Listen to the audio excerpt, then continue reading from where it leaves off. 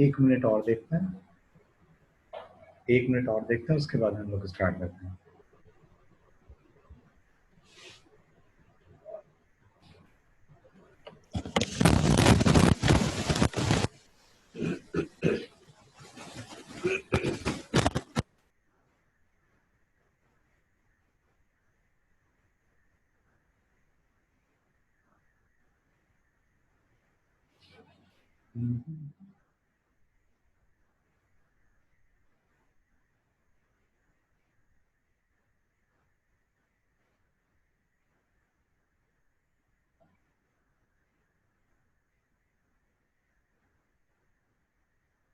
Fine,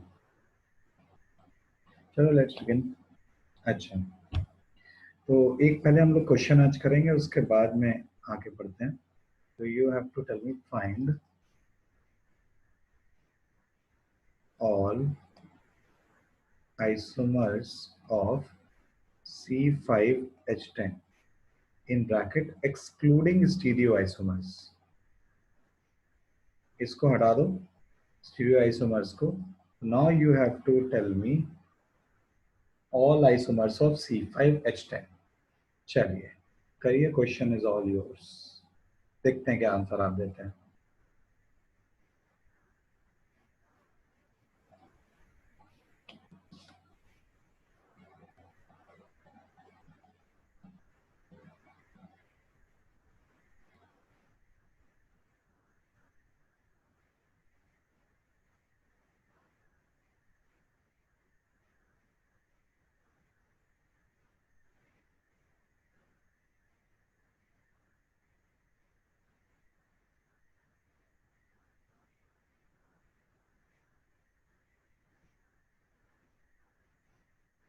दो minute का time देता हूँ, 3 मिनट का। चलिए टेल मी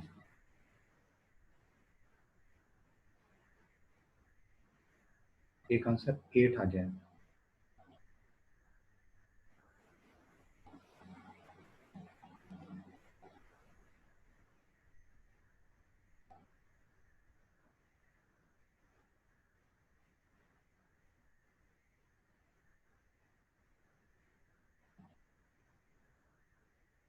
एट एट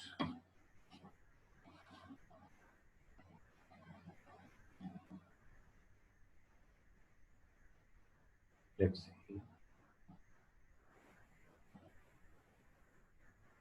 तो 2 मिनट और।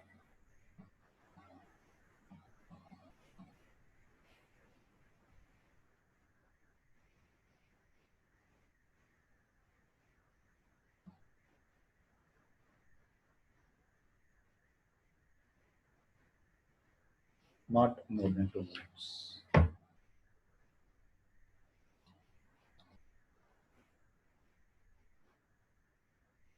इसमें बिल्कुल सिस्टमैटिक चलिएगा, लाइक ऐसा ना करिएगा कि कहीं से भी अपने मन से जहां से भी चलो ये वाला बना देते हैं, ये वाला बना देते हैं, ऐसा मत करिएगा। सबसे पहला काम, जैसे कि I hope you have done it, आपको सबसे पहले डीबी फाइंड करना पड़ेगा। So DB must be coming as 1। तो DB must be coming as 1। एक और आंसर मेरे पास आया है 10। तो सबसे पहले डीबी निकालेंगे। डीबी का फॉर्मूला आपको मालूम है, हालांकि यहाँ मैं सजेस्ट करूंगा यहाँ डीबी का फॉर्मूला लगाने की कोई जरूरत नहीं है। C5H10 आप जान रहे हो कि एल्कीन का फॉर्मूला है CnH2n+2, सॉरी CnH2n। और एल्कीन के लिए हम लोग जानते हैं कि एल्कीन में एक पाई बॉन्ड होता है। तो एल्कीन में एक पाई बॉन्ड होने की वजह से डीबी जो होगा वो 1 होगा। अब दो टाइप के स्ट्रक्चर्स पॉसिबल हैं। एक ओपन चेन स्ट्रक्चर पॉसिबल है और एक साइक्लिक स्ट्रक्चर पॉसिबल है। दो टाइप के स्ट्रक्चर पॉसिबल है, एक ओपन चेन और एक साइक्लिक, या फिर जिसको आप बोल सकते हो cyclic and acyclic. Open chain में भी आप जब करिएगा तो बिल्कुल सिस्टमैटिक वे में जाइएगा। लेट्स से कि आप सबसे पहले एक चेन सेलेक्ट करिएगा, लेट्स से 5 कार्बन की। तो ये सेम काम आप साइक्लिक में भी करिएगा, रिंग बनाइएगा तो पहले 5 कार्बन की। Like that you should proceed. ठीक है। अच्छा, और देख लेते हैं क्या होगा। जैसे आपने ओपन चेन, सबसे पहले ओपन चेन को कवर कर दें जल्दी से। अभी ये कंप्लीट फॉर्मूला नहीं है, this is not your C5H10 because we need 1 DB. तो डीबी कंप्लीट करने के लिए एक पाई बॉन्ड लगाना जरूरी है। तो you can have pi bond at this carbon. ये देखिए एकदम कॉर्नर में। क्या और मैं कहीं पाई बॉन्ड लगा सकता हूँ? यस। पाई बॉन्ड को मैं थोड़ा सा शिफ्ट कर सकता हूँ। क्या और मैं कहीं पाई बॉन्ड लगा सकता हूँ? यस। मैं और भी एक जगह पाई बॉन्ड लगा सकता हूँ। लेट्स से ये देखिए, ये देखिए, ओ सॉरी, ओहो, ये देखिए, इस जगह पे भी पाई बॉन्ड लगा सकते हैं। नहीं, ये तो रिपीटिशन हो रहा है, ये तो जस्ट पिछला ही वाला ही हो गया, बस देखने का नजरिया बदल गया है। तो ये जो है हमारा रिपीटिशन हो गया है, इस वजह से हम ये पाई बॉन्ड को काउंट नहीं करेंगे। ठीक है, तो यानी 5 की चेन में मेरे पास दो पॉसिबिलिटी आ रही थी। Let's move to the chain of 4 carbon. तो 4 कार्बन की चेन का मतलब 5th कार्बन मुझे यहाँ लगाना ही पड़ेगा, मजबूरी है, हम लोग कल देख चुके हैं। ठीक है, इसके बाद में पाई बॉन्ड देना है। पाई बॉन्ड देने के अब कितने तरीके हो सकते हैं? लेट्स से हमने पाई बॉन्ड यहाँ दे दिया एक कोने में, एक पाई बॉन्ड, एक तरीका हो गया ये। और कितने तरीके हो सकते हैं? लेट्स से हमने यहाँ पर एक पाई बॉन्ड दे दिया बगल में, जस्ट दो तरीके हो गए। एक और देख लेते हैं कोई तरीका। लेट्स से यहाँ पे हमने पाई बॉन्ड दे दिया, ये भी एक तरीका हो जाएगा। ठीक है, एक और जगह बच रही है, दिख रही है मुझे, तो चलो वहां पे भी दे देता हूँ। ये देखो, यहाँ पे भी पाई बॉन्ड दे दिया। क्या ये हमारा एक नया स्ट्रक्चर हमें मिला है? बोलिए नहीं। क्यों? क्योंकि अगर आप देख रहे हो ये जो स्ट्रक्चर है जिसपे मैं सर्कल कर रहा हूँ, ये और ये जो मैंने ये बनाया जस्ट, ये दोनों सेम है। और से देखो, ये दोनों सेम है। अगर आईयूपीएसी नेम लिखोगे ना, दोनों के सेम आएंगे। तो इसका मतलब ये कोई नया स्ट्रक्चर नहीं है, you have already made it. तो इसको हटा दो यहाँ से, ये गलत है। गलत नहीं है, मतलब रिपीट हो रहा है, ये आप बना चुके हो। तो 4 कार्बन की चेन में देखो, अब मुझे कुछ और नहीं समझ में आ रहा है। तो let's move to the 3 carbon chain. 3 carbon chain में गया। 3 कार्बन चेन का मतलब मुझे इस टाइप से 5 कार्बन अरेंज करने पड़ेंगे। डबल बॉन्ड कहाँ दूंगा? चलो यहाँ डबल बॉन्ड देता हूँ। क्या स्ट्रक्चर सही कहलाएगा? सोचिए, क्या स्ट्रक्चर सही कहलाएगा ये जो जस्ट मैंने अभी बना दिया है? नहीं। क्यों? क्योंकि आपने सेंट्रल कार्बन की अगर आप वैलेंसी देखिए तो you have shown here valency 5, और ये तो कार्बन के लिए एकदम इम्पॉसिबल है, उसकी दम ही नहीं है 5 बॉन्ड बनाने की। Carbon can make at most 4 bonds, उससे ज्यादा दम नहीं। तो इसका मतलब ये स्ट्रक्चर गलत है। तो हमारे पास टोटल ओपन चेन में कितने स्ट्रक्चर है? 5। ठीक है, चलिए अब साइक्लिक की ओर मूव करते हैं। Now let's move to the cyclic. Cyclic में देखो क्या आ रहा है हमारे पास। आई होप आपको दिख रहा हो। साइक्लिक में हमारे पास ये आ रहा है 5 मेंबर साइकिल। फिर इसके बाद मैंने 4 मेंबर साइकिल बनाई सिस्टमैटिक तरीके से। 4 मेंबर साइकिल में एक कार्बन लगाना बाकी है, ये देखो लगा दिया।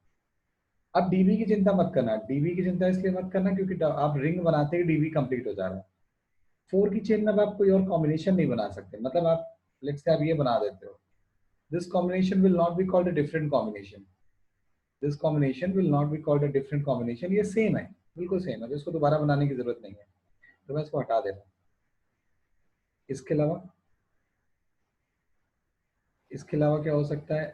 लेट्स से हम ये बना सकते हैं।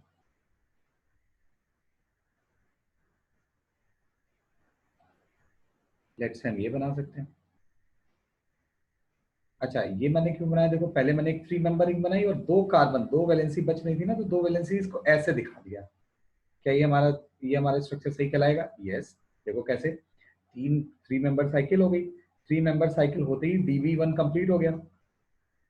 डीबी 1 कंप्लीट हो गया। और सुनो, दो कार्बन तुमने ऐसे लगा दिए, तो तुम्हारा ये बिल्कुल C5H10 है। अगर मन करे तो फॉर्मूला काउंट भी कर लेना। फिर क्या हो सकता है? देखो, ये दो जो मैंने कार्बन लगाए, इसको मैंने अलग अलग कार्बन पे, वो सेम कार्बन पे लगाया है। अब मैं दो अल्काइल ग्रुप को डिफरेंट कार्बन पे लगा रहा हूँ। लेट्स से ये, ठीक है। और देखिए क्या कर सकता हूँ, और कर सकता हूँ कि लेट्स से ये बनाया और दोनों कार्बन को अलग अलग दिखाने की बजाय एक सिंगल चेन में दिखा दिया, लाइक दिस। ठीक है, तो ये हो गया आपकी 3 मेंबर चेन। 3 मेंबर की रिंग में भी आपके पास में इतने कॉम्बिनेशन आपने बना लिए। पता नहीं क्यों मुझे और कुछ समझ में नहीं आ रहा है, मुझे लग रहा है बस यही है। ठीक है, तो इतने हमारे स्ट्रक्चर्स बन रहे हैं क्योंकि मैंने सिस्टमैटिकली चला हूं, तो मुझे समझ में आ गया कि और ज्यादा बन नहीं रहे हैं। तो यहाँ पर आपके टोटल जो स्ट्रक्चर बन रहे हैं, those are coming as 10, 5 cyclic and 5 acyclic। ठीक है, चलिए इसको नोट करिएगा। एक लास्ट क्वेश्चन और करते हैं और इसके बाद में आगे बढ़ेंगे। इसको नोट कर लीजिए प्लीज।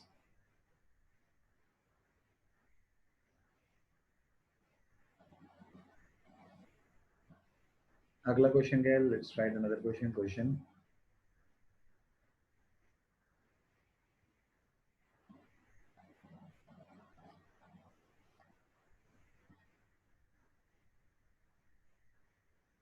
बहुत आसान सा दे रहा हूँ देखो, ठीक है, बहुत आसान, मतलब हद आसान। Find all structure of C7H8O। अच्छा, अब एक बात सुन लीजिएगा, एक बार इसको दिल में बैठा लीजिए कि अगर आपके पास में गलती से डीबी अगर 4 आ जाए, डीबी अगर 4 आ जाए और हायर, 4 या 4 से ज्यादा आ जाए, तो ये हमें इंडिकेट करता है कि we have presence of benzene ring. अगर कभी गलती से आपके पास में डीबी 4 और 4 से ज्यादा आ जाए, तो हमेशा डीबी बताता है कि बेंजीन रिंग प्रेजेंट है। क्यों प्रेजेंट है? क्योंकि बेंजीन रिंग का डीबी अपने आप में 4 होता है। बेंजीन रिंग का डीबी अपने आप में 4 होता है, ठीक है। तो इसको आप करिए सॉल्व, फिर देखते हैं इसके आप कितने स्ट्रक्चर बनाते हो। Let's see. सबसे पहले तो डीबी निकालना पड़ा।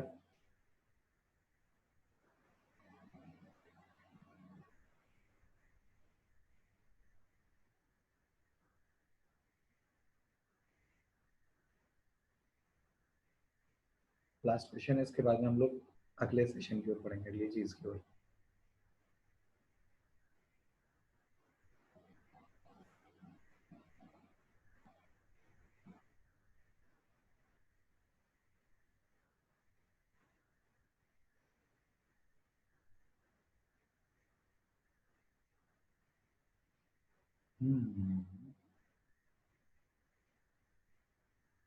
देखो, ये पूरा गेम प्रैक्टिस का है, इसमें कोई फॉर्मूला नहीं है। फॉर्मूला इन द सेंस ये नहीं कि अच्छा इतने कार्बन होंगे तो इतने स्ट्रक्चर बन जाएंगे, नहीं नहीं नहीं, ऐसा कोई गेम ही नहीं है। तो ऐसा कोई गेम नहीं है, तो हम लोग को ये सोचना ही नहीं है बिल्कुल भी कि कोई फॉर्मूला ट्रिक मिल जाएगी जिससे हम सारे के सारे स्ट्रक्चर बनने लग जाएंगे, ना ना। आपको बनाने हैं structures, that's the only way. कोई और तरीका है ही नहीं। आपको एक एक स्ट्रक्चर बनाना होगा, और एक एक स्ट्रक्चर को बनाते बनाते आपको देखना पड़ेगा कि उसमें कहाँ पे हम एटम्स को अरेंज कर सकते हैं। ये जो मैंने स्टार लगा करके पॉइंट लिखा है, ये आपको याद रखना है, आपको एग्जाम में नहीं आएगा।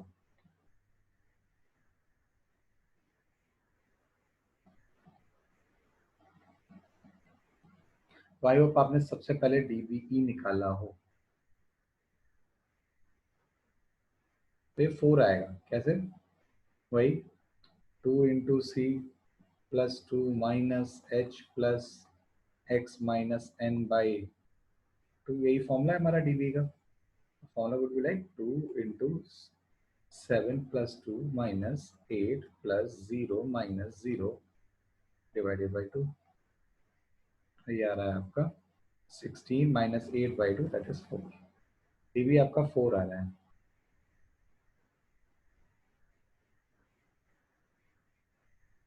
एक मिनट और, लास्ट 1 मिनट। तो मैं इस तरीके से आपको थोड़ा वो भी डाल रहा हूँ।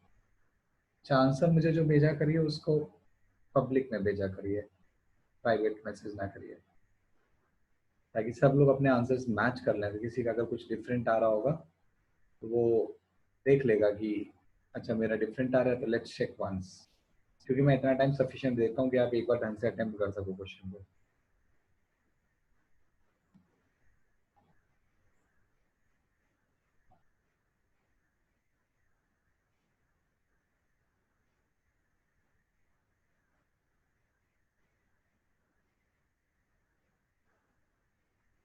No answer till now.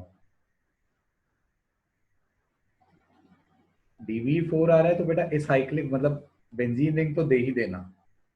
क्योंकि अगर बेंजीन नहीं दोगे तो एक फन फैक्ट बताएंगे जैसे ही हमारा खत्म होगा ये वाला क्वेश्चन, तो मैं एक चीज बताऊंगा आपको, सुन के शायद आपको अच्छा लगेगा, हो सकता है दुख भी हो जाए।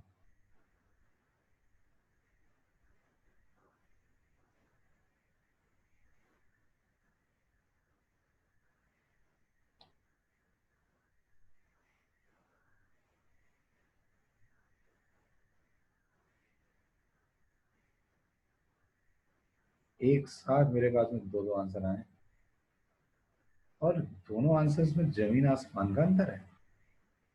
एक आंसर है 4 और एक आंसर है 10, राइट? Big gap. एक 6 आ रहा है, चलिए ऑप्शंस बनते जा रहे हैं। वाह, एक ऑप्शन बन गया 4, एक ऑप्शन बन गया 10, एक ऑप्शन बन गया 6। काफी वास्ट गैप है। 4 और 6 में तो फिर भी कम है। एक 4 आ रहा है, सैंड।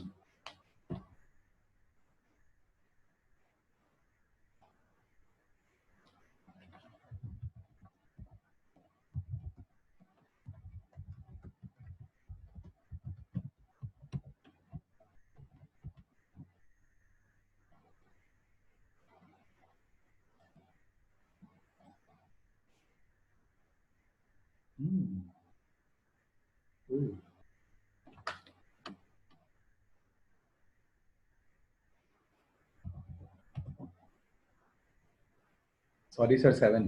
अच्छा, आंसर बदल गया।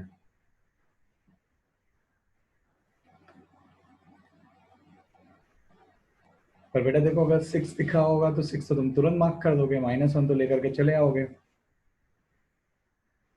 चलो ठीक है, एक बार देख लेते हैं।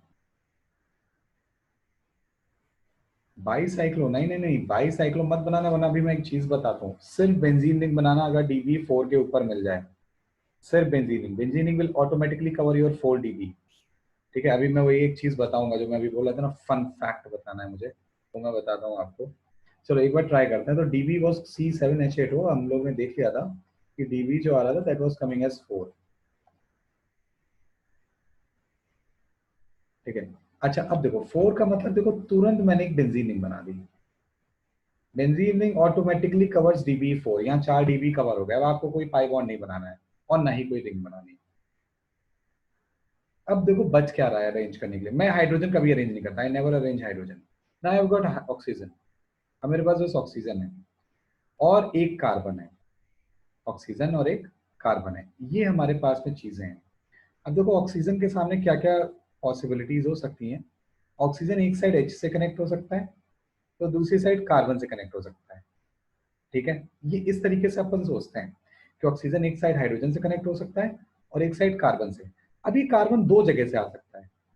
Either this carbon can belong to benzene, या तो ये बेंजीन से बिलोंग कर सकता है, या ये हमारा छुट्टा कार्बन हो सकता है जो एक बच रहा है, अलोन कार्बन।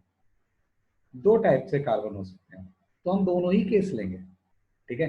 अच्छा और क्या हो सकता है कि ऑक्सीजन एक साइड भी कार्बन से जुड़ा हो और एक साइड भी कार्बन से जुड़ा हो। तो अब इसमें कोई चांस नहीं है, ये कार्बन होगा जो कि बिलोंग करेगा बेंजीन रिंग को, और एक एक कार्बन जो होगा ये बिलोंग करेगा तुम्हारा आपका छुट्टा वाला कार्बन जो कि अकेला घूम रहा है, दैट इज अलोन कार्बन। ठीक है, एक कार्बन बच रहा है ना अभी। ये बेंजीन रिंग में तो 6 ही कार्बन अभी कवर हुए, we have a 7th carbon as well. तो let's draw this COC first. Let's draw this COC first. आओ, हमारे पास यहाँ क्या आ जाएगा, देखो एक कार्बन, उसके बाद में, सॉरी, ये हमारा ऑक्सीजन कनेक्टेड हियर विद बेंजीनिंग और हियर कनेक्टेड विद CH3। ये एक स्ट्रक्चर हो गया। ठीक है, इसका फॉर्मूला अगर आप देखोगे ये C7H8 हो है, घबराओ नहीं। ठीक है। अच्छा, फिर इसके बाद में देखो नेक्स्ट और क्या हो सकता है।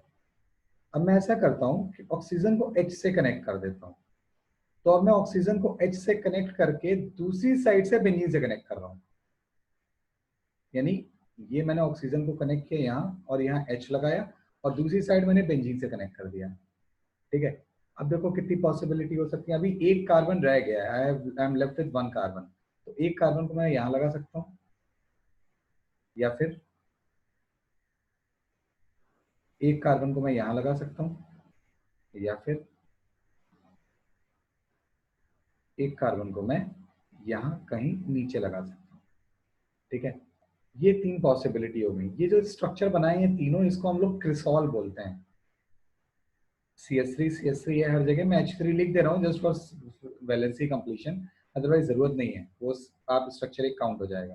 ये तीनों क्रिसॉल हैं जो नीचे के हैं। ऑर्थो क्रिसॉल पहला वाले को बोलते हैं, दूसरे वाले को मेटा क्रिसॉल, तीसरे वाले को पैरा क्रिसॉल। ठीक है। अच्छा और क्या पॉसिबिलिटी हो सकती है, देखो जरा गौर से। क्या हुआ, ये जो मैंने बनाया था इसके बाद में मैंने क्या ध्यान दिया था यहाँ पे कि जो मेरा ऑक्सीजन होगा वो बेंजीन से कनेक्ट होगा। अब मैं थोड़ा और दिमाग लगा रहा हूँ। मैं ऑक्सीजन अब बेंजीन को कार्बन से कनेक्ट करके मैं बेंजीन रिंग को कार्बन से कनेक्ट करके यहां से ऑक्सीजन लगा दे रहा हूँ। ये कौन सा वाला केस हो गया? ऑक्सीजन जब एक साइड H से कनेक्ट है तो दूसरी साइड वो बेंजीन रिंग के कार्बन से कनेक्ट है, लाइक दिस। सॉरी, ओ वो नॉर्मल जो छुट्टा वाला कार्बन है उससे कनेक्ट है। तो यानी एक तरीके से आपका हो गया benzene ring connected with CH2OH, benzene ring connected with CH2OH, एक कॉम्बिनेशन हो गया। अच्छा, और किसी ने कोई कॉम्बिनेशन बनाया हो तो बताए प्लीज। अपने आप को अनम्यूट करिए और अगर इसके अलावा आपने कोई कॉम्बिनेशन बनाया तो बताइए, थोड़ा सा हम डिस्कस करना चाहेंगे। सर इसमें ओपन रिंग स्ट्रक्चर नहीं बना सकते हैं? ओपन रिंग चलो मजे की बात बताएंगे अभी, इसके बाद और इसके अलावा बताइए बेंजीन रिंग से रिलेटेड किसी ने और कोई स्ट्रक्चर बनाया हो। बेंजीन रिंग के मतलब 7 मेंबर रिंग अगर बनाए तो? अब वही मैं अभी बताऊंगा एक चीज, बताइए क्या कहते हैं। बेंजीन रिंग से रिलेटेड किसने लोगों ने और कोई स्ट्रक्चर बनाए इन पांचों के अलावा? मतलब पांच कौन से हो गए? 1 2 3 4 5, इन पांचों के अलावा बेंजीन रिंग से रिलेटेड कोई स्ट्रक्चर आपने बनाया? किसी ने बनाया तो अनम्यूट करके बताइए। नहीं। तो देखिए यही 5 स्ट्रक्चर्स पॉसिबल हैं, यही 5 स्ट्रक्चर पॉसिबल हैं। बेंजीन रिंग को इंक्लूड करते हुए आप इन पांचों के अलावा और नहीं बना सकते आई बिलीव। देख लेते हैं एक बार, दिमाग लगा लेते हैं अगर कहीं गलती से बन रहा हो। OH हो गया, CH3 हो गया, ऑर्थो मेटापेरा हो गया। ना ना ना, आपने सारे बना लिए, you have made it all. तो अब लोड लेने की इसमें कोई जरूरत नहीं है। अब देखिए, अब आपने जो बात की है कि हमारे पास और क्या क्या पॉसिबिलिटी बचती हैं, what is possibility we have. हम लोग बना सकते हैं ओपन चेन। तो देखो ये 7 कार्बन बना दिए, 1 2 3 4 5 6 7। अभी इसमें 4 डीबी कंप्लीट करनी है। तो 1 2 3 नहीं हो रही कंप्लीट। अरे ऐसा करते हैं, चलो एक यहाँ पे ट्रिपल बॉन्ड दे दिया, हो गए 4 डीबी कंप्लीट। ये लो OH लगा दिया। आपको बताता हूँ, जैसे C6H6 स्ट्रक्चर है, ये बेंजीन है, इसकी डीबी आती है 4। और अगर आप इसके स्ट्रक्चर बनाने बैठेंगे और आप ये भूल जाएंगे ओपन चेन है या बेंजीन रिंग क्लोज चेन है या क्या है, तो इसके ओवर 200 स्ट्रक्चर्स बनते हैं, ओवर 200, सिर्फ C6H6 के। अगर तुमने यहाँ C7H8O कर दिया तो आई डोंट नो कितने स्ट्रक्चर बनेंगे, मुझे नहीं मालूम, सीरियसली नहीं मालूम कितने स्ट्रक्चर बनेंगे। मैं कोई 1% आइडिया नहीं है मुझे इतने स्ट्रक्चर, लेकिन आप बनेंगे कि आप बनाते बनाते थक जाओगे। अगर आप 7 मेंबरिंग बनाने की सोच रहे हो, लेट्स से आपने 7 मेंबरिंग बना दी, ऑफ कोर्स आप डीबी तो कंप्लीट करोगे ही। अब देखो इसी में मैं कितने स्ट्रक्चर बना सकता हूँ, ये देखो एक OH यहाँ लगा दिया,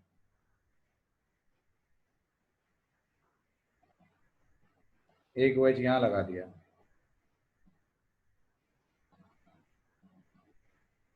एक OH यहाँ लगा दिया। They all will be called different structure. ठीक है, इस तरीके से आप करते जाओगे तो आप खुद देखोगे कि ऑलरेडी 7 मेंबरिंग में ही बहुत सारे स्ट्रक्चर हमारे पास आ जा रहे हैं।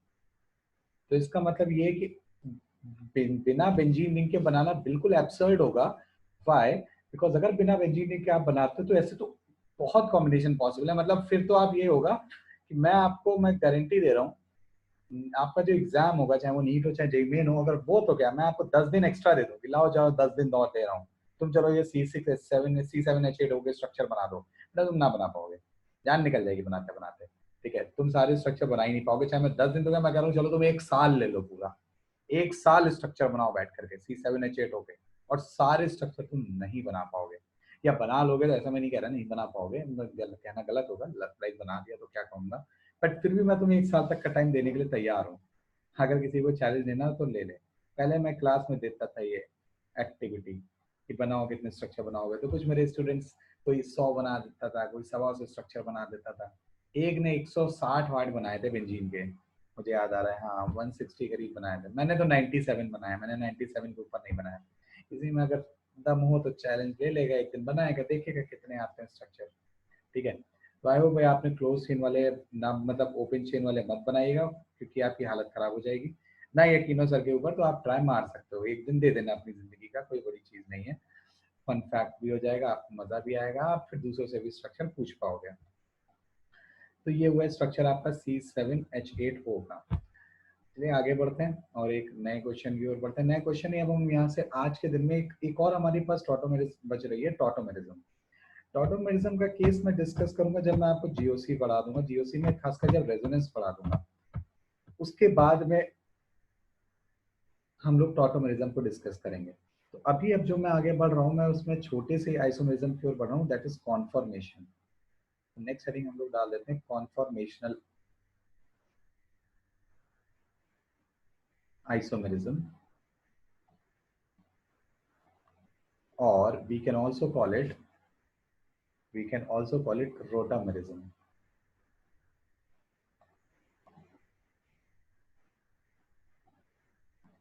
नाम से ही समझ में आ रहा होगा,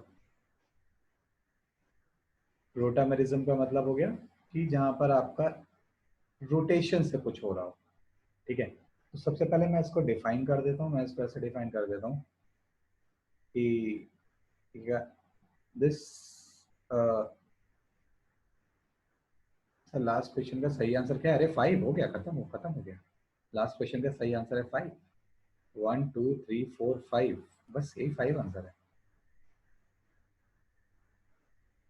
और कोई कॉम्बिनेशन बनना हो तो बताना। हाँ, बिना बेंजीन के कोई ना बनाना, क्योंकि अगर तुमने कह दिया नहीं सर ये इसमें बेंजीन के अलावा एक बना देते तो मैं कहूँगा 200 500 जितने स्ट्रक्चर बन रहे हैं वो सारे बनाओ फिर। ठीक है, आई होप आपको ये क्लियर हो। ठीक है, चलो आगे बढ़ते हैं और बढ़ते हैं कॉन्फॉर्मेशनल आइसोमेरिज्म की ओर। तो लिखते हैं यहाँ पे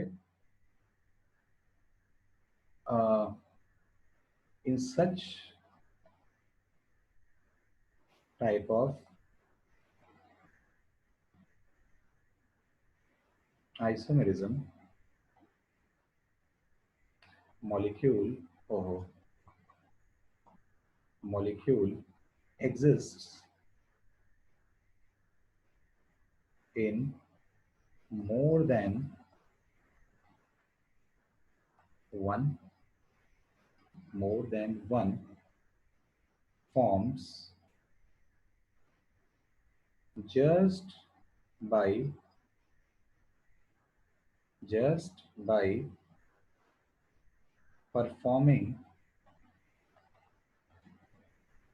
performing a free rotation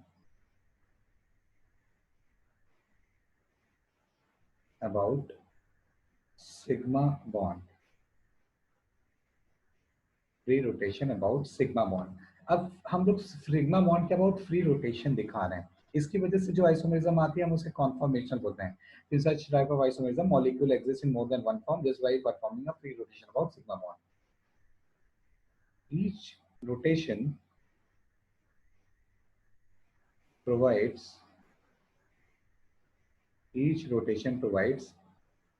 a different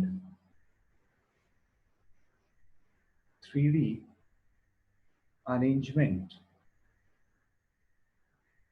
of atoms or groups। हर 3D अरेंजमेंट हमें एक डिफरेंट हर रोटेशन हमें एक डिफरेंट 3D अरेंजमेंट देगा जिसमें हमारे ग्रुप्स और एटम जो होंगे वो अलग अलग डायरेक्शंस में जा रहे होंगे। ठीक है, सच आइसोमेरिज्म इज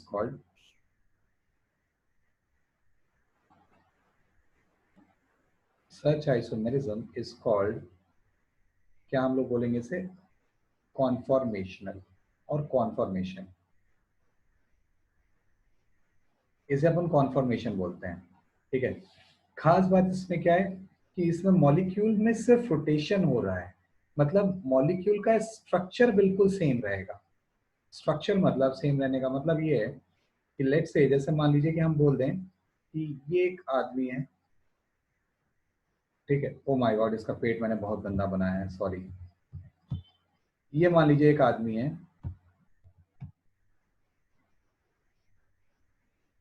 ठीक है, अब ये इसके दो पैर हैं।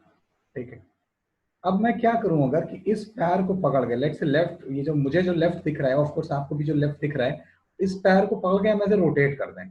ठीक है, लेट्स से 180 डिग्री से रोटेट कर दिया तो हमें क्या मिलेगा? हमें मिलेगा ये ये देखो ये बन जाएंगे अब इसके पैर, ठीक है। ये मैंने 180 डिग्री से एक पैर को पकड़ के पूरा रोटेट करके चुड़ैल बना दिया इसको, ठीक है। तो अब अगर आप देखोगे तो ये दोनों जो हैं, इन दोनों में डिफरेंस क्या है, देखो अगर हम लोग देखें गौर से स्ट्रक्चर में क्या डिफरेंस है। स्ट्रक्चर में देखो एक खोप सिर दिख रहा है मुझे, दोनों में ही दोनों का एक एक सिर है, गर्दन दोनों की एक एक दिख रही है मुझे, हाथ भी दोनों के एक एक है, पैर भी दोनों एक एक नहीं, सॉरी वन एक एक का मतलब वन लेफ्ट वन राइट, मतलब दो बोल देता हूँ। हाथ भी दो दिख रहे हैं, पैर भी दो दिख रहे हैं। अच्छा पैर जहाँ पे कनेक्ट हैं, those legs wherever these legs are connected, वो जगह भी सेम है, मतलब स्ट्रक्चर वाइज ही बिल्कुल सेम है। हाँ एक चीज में डिफरेंस है, एक के पैर सामने आ रहे हैं और एक के पैर पीछे जा रहे हैं। वाह, तो इसको हम लोग बोलेंगे, अगर कोई बोले कि इन दोनों में क्या रिलेशन है, तो let's say these two will be called rotamers। ये दोनों एक दूसरे के कॉन्फॉर्मर्स कहलाएंगे। इनके स्ट्रक्चर बिल्कुल सेम रहेंगे, स्ट्रक्चर नहीं बदलेगा। ये नहीं बदलेगा कि तुम यहाँ से पैर उखाड़ करके यहाँ लगा दो कि नहीं चलो अगला स्ट्रक्चर ये हो गया, ये देखिए सर ये रहा इसका एक पैर, नहीं ये नहीं है। ये दोनों स्ट्रक्चरल आइसोमर कहलाएंगे, फिर ये दोनों स्ट्रक्चरल बन जाएंगे, ये दोनों फिर स्ट्रक्चरल बन जाएंगे, क्योंकि आपने तो स्ट्रक्चर ही बदल दिया, ठीक है। तो हम स्ट्रक्चर नहीं बदलेंगे, पैर जहां है वही रहेगा और उसको घुमा दो पूरा, ठीक है। तो इस टाइप की जब भी आइसोमेरिज्म मिलती है, so we call it conformational analysis, और आप बोल सकते हो कॉन्फॉर्मेशन, इसको हम लोग कॉन्फॉर्मेशन का नाम देते हैं, ठीक है। तो यानी एक पॉइंट जो नोटवर्दी है वो ये पॉइंट है कि here IUPAC name doesn't change. पहले मैं बड़े अच्छे से डेफिनेशन लिखाता था दूसरे तरीके से, इस बार मैंने तरीका थोड़ा बदल दिया है। Here IUPAC name doesn't change, वो ना बदल जाए, अगर बदल दिया तो वो स्ट्रक्चरल आइसोमेरिज्म कहला देगा, डजंट चेंज,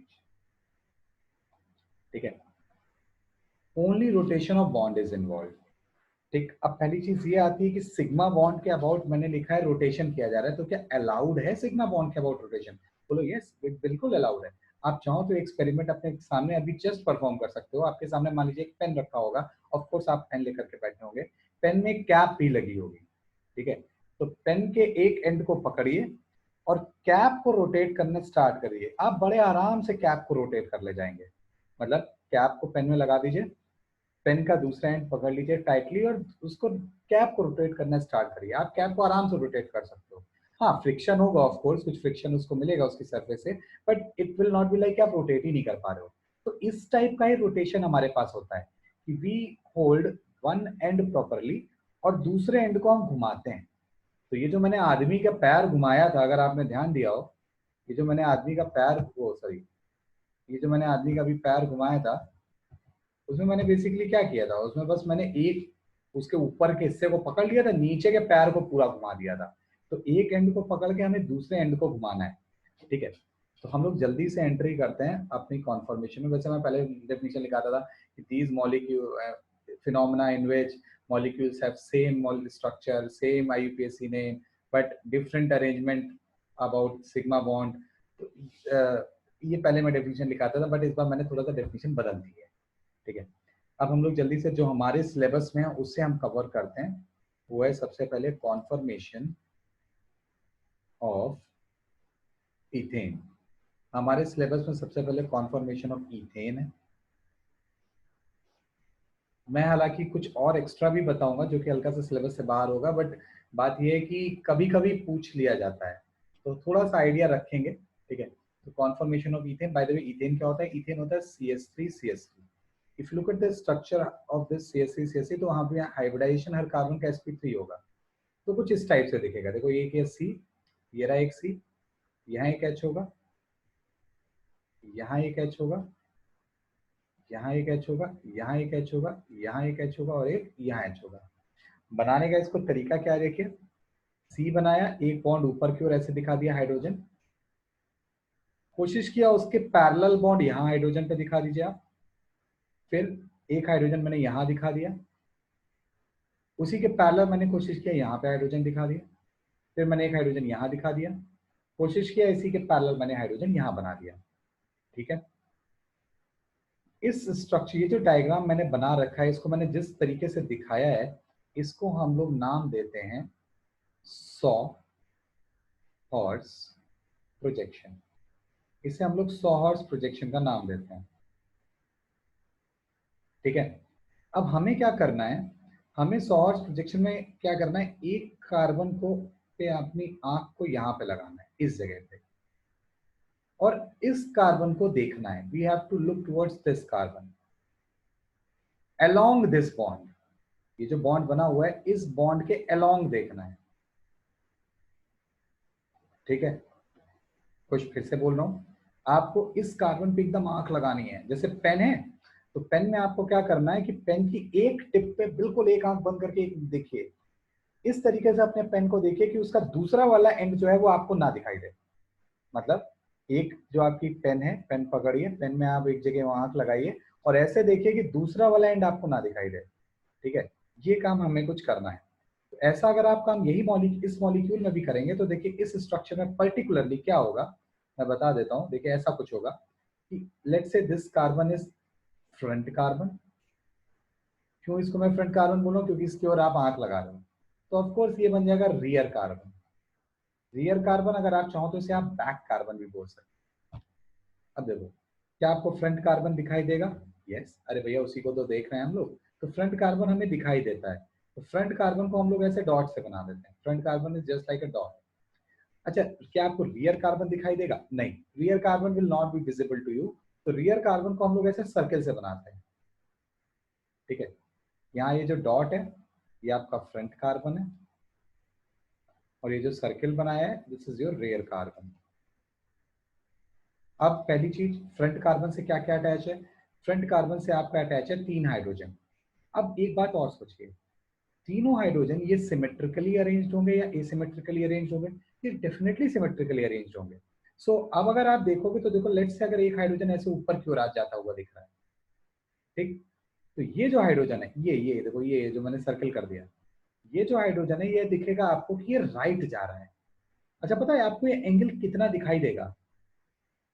ये एंगल पता है आपको कितना दिखाई देगा? You will feel this angle, let's से दिस एंगल इज थीटा, तो आपको लगेगा कि theta is somewhat near 120 degree. हालांकि ये 120 है नहीं, बट आपको ऐसा दिखेगा क्योंकि ये सिमेट्रिकली अरेंज्ड है। तो सिमेट्रिकली अरेंज्ड है तो ये हमको 120 डिग्री जैसा दिखाई देगा। अच्छा, इसी तरह आपको एक और लेफ्ट में भी हाइड्रोजन जाता दिखाई देगा, ये देखो लेफ्ट में हाइड्रोजन जाता दिख रहा है। तो इसको हम लोग बोलेंगे कि हाँ, ये भी हमारा जो एंगल बनेगा लेट्स से ये भी थीटा ही होगा और this theta is also 120 degree, ठीक है। तो अब ऑटोमेटिकली ये एंगल कितना हो जाएगा? ये भी 120 हो जाएगा, ठीक है। अच्छा, अब जरा सा बैक कार्बन की बात करते हैं। Let's talk about rear carbon. Rear carbon पे भी 3 ग्रुप्स अटैच हैं, 3 हाइड्रोजन अटैच है। बट शायद आपको ये समझ में आ रहा हो कि ये दोनों हाइड्रोजन एक दूसरे के पीछे हैं। Means this circled hydrogen, it will hide this hydrogen. Are you getting this thing? तो ये जो पीछे वाले हाइड्रोजन है ये हमें नहीं दिख रहे होंगे इस केस में, ठीक है, क्योंकि बॉन्ड्स देखो बिल्कुल पैरेलल हैं। तो अपन बोलते हैं कि ये जो हमें नहीं दिख रहा है तो उसको हम डॉटेड लाइन से दिखाएंगे। और यहाँ पे देखो मैंने H लिख दिया, ये डॉटेड लाइन बता रही है कि it is not visible to us. यहाँ भी ये विजिबल नहीं होगा, यहाँ भी ये विजिबल नहीं होगा, ठीक है।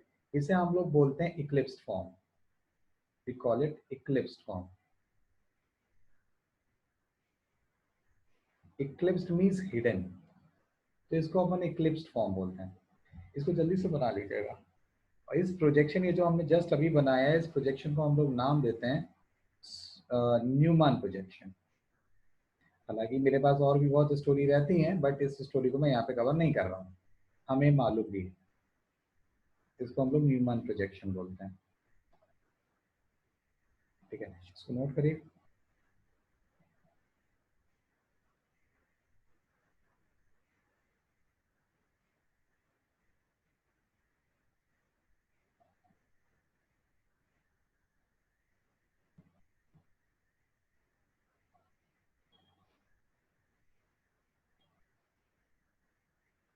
ठीक है, आई होप आपने बना लिया हो, ठीक है। अच्छा इस बीच ये बताइएगा कि what will be this angle, ये एंगल कितना होगा? ये जो मुझे दिख रहा है इस समय, ये एंगल कितना होगा? जो मैं यहाँ पे दिख कर रहा हूँ, अगर बता सकते हो आप? देखो, ये जो मैंने एच आपको दिखते हुए दिखा दिया है, जो पीछे रेड कलर का एच मैंने दिखा दिया है, ये आपको दिख रहा है, जो कि एक्चुअली नहीं दिख रहा है। तो इसका मतलब ये जो एंगल है ये रियलिटी में 0 डिग्री है। This angle is actually 0 degree, ठीक है। This angle is actually 0 degree, yes. आप लोगों ने सही आंसर दिया है, ठीक है, इसको नोट करिएगा। अब मैं आगे बढ़ता हूँ यार, जल्दी बनाना। अच्छा देखो, अब हमें क्या करना है, ये तो हो गया हमारी एक फॉर्म, इसको हम इक्लिप्स्ड फॉर्म बोलते हैं। हम अभी एक काम करने जा रहे हैं, इस इक्लिप्स्ड फॉर्म से मैं वापस से वो इक्लिप्स फॉर्म बना रहा हूँ। अगर आपके सामने बनी हुई हो तो आप दोबारा मत बनाइएगा, आप बस सिंपली वहां से एरो बना दीजिएगा। लेट्स से आपकी इक्लिप्स फॉर्म थी, देखिए गौर से, मैंने जो डॉट डॉट करके हाइड्रोजन लगाया है उसको मैंने सर्किल से कनेक्ट किया है, क्योंकि वो रियर कार्बन था, गलती से उसको सेंटर तक ना ले आइएगा, ठीक है।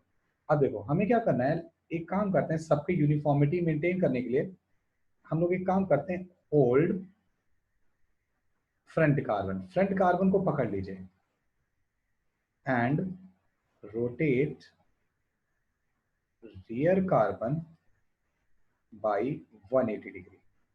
पीछे वाले कार्बन को 180 डिग्री घुमा दीजिए, ठीक है। मतलब ये कुछ आपके पास ऐसा सीन था, कुछ ऐसा सीन था आपके पास में, तो what we are going to do, हम लोग इसको होल्ड करेंगे और कस के पकड़ लीजिए, वही जैसे मैंने आपको पेन से करवाया था, और इसको घुमाने की कोशिश करिए। If you try to rotate it तो क्या आएगा, जल्दी से बनाएंगे क्या, कैसा दिख रहा है, आप थोड़ा ट्राई करेंगे।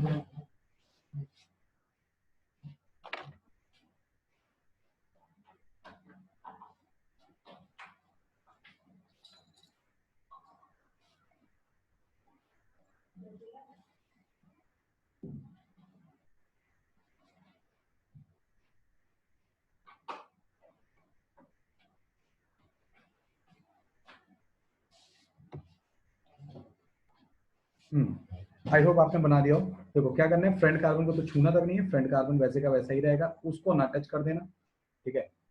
आप चाहो तो फ्रंट कार्बन को होल्ड कर, रियर कार्बन को होल्ड कर लो। देखो पीछे वालों के बॉन्ड जस्ट 180 डिग्री से रोटेट कर लो, जस्ट 180 से। लेट्स से ये जो सर्किल वाला हाइड्रोजन था, अब ये सर्किल वाला हाइड्रोजन नीचे आ जाएगा, ये ट्राइंगल के अंदर एक हाइड्रोजन को कर रहा हूँ, ट्राइंगल वाला हाइड्रोजन इधर आ जाएगा, ठीक है, लाइक दैट। तो हमें क्या मिलेगा, अगर यही चीज में न्यू, ये सोहर्स कहलाएगा, this will be called sawhorse projection. और यही काम मैं अगर पीछे वाले कार्बन के लिए, मतलब यही काम मैं आपको न्यूमान में दिखाऊं, तो न्यूमान में देखो कैसे दिखेगा, फ्रंट कार्बन को तो हमने छुआ तक नहीं है, फ्रंट छुआ है मतलब, लेकिन इसको घुमाया नहीं है, तो फ्रंट कार्बन हमारा ऐसे रहेगा।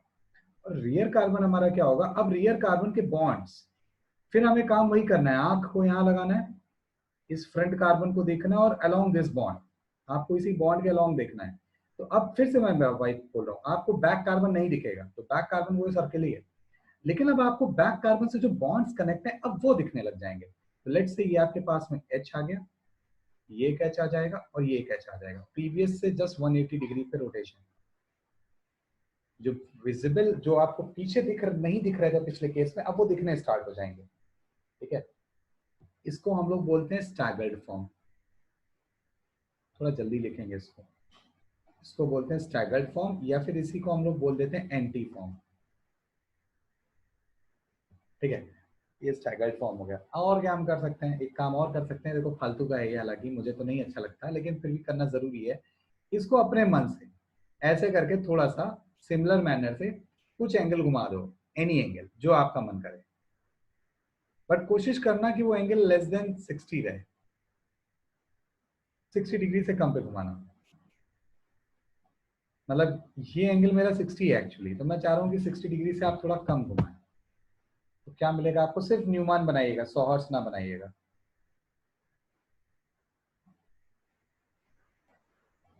फिर वही बात आ जाती है, फ्रंट कार्बन को तो हमने कुछ भी नहीं किया है, जैसे था वैसे ही रखा है, कुछ भी एंगल से घुमा दीजिए कोई फर्क नहीं पड़ता। लेट्स से ये बना दिया हमने, चलो इस एंगल को थीटा बोल दिया अपन ने, ठीक है।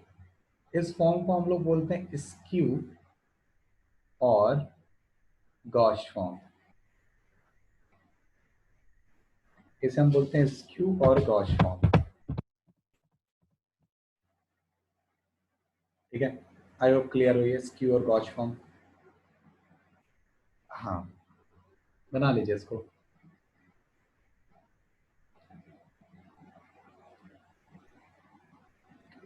हाँ, जो हिडन है स्टैग वो विजिबल हो जाएगा स्टैगर्ड में, ऑफ कोर्स स्टैगर्ड होगा, में विजिबल होगा, क्योंकि आप आप खुद ऐसे सोचो ना कि पीछे वाले बॉन्ड्स अब हिडन नहीं है, यहाँ कोई इसके पीछे नहीं है, अब कोई हिडन नहीं है कहीं भी, एच के पीछे एच नहीं दिखेगा आपको, तो अब स्टैगर्ड में जो हिडन थे अब वो विजिबल होंगे, ऑफ कोर्स वो होंगे। तो कोई भी एंगल से घुमा दिए, स्क्वायर गॉस फॉर्म मिल गया। आपके लिए आसान एक क्वेश्चन पूछता हूं, how many skew forms are possible, how many skew forms are possible, बताओ जल्दी से, कितनी स्क्यू फॉर्म बना सकते हो?